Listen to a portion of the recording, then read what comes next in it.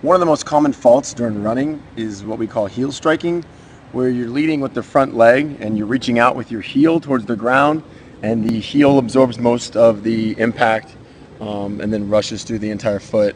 And then you're essentially pushing off the ground versus pulling off the ground. What we want to see is when you land on your run, we want to see your foot land about middle to the back end of your foot, so that you're dispersing that energy throughout the entire foot, so you're not putting a lot of strain on your back and everything else. The way to do this is to, what do you know, keep your abs as tight as you can.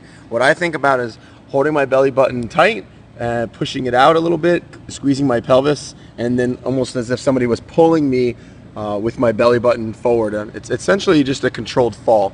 What you're going to see here are two different videos. The one on the right is a heel strike, and the one on the left is a little bit better, but still not what I'd like to see 100%, but a lot better than the one on the right.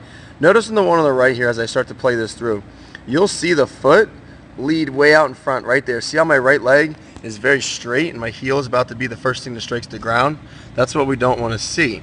Now the one on the left, you'll notice as my foot comes up and through, yes, it may be out in front, but by the time my body gets there, notice how my leg is directly underneath me. A little bit of weight shift left and right, which I could definitely work on, but the foot is underneath me at this point, allowing me then to just pull my foot off the ground instead of the one on the right. As you'll see, I have to then push myself forward, and you can see a lot of disconnect on the one on the right as well.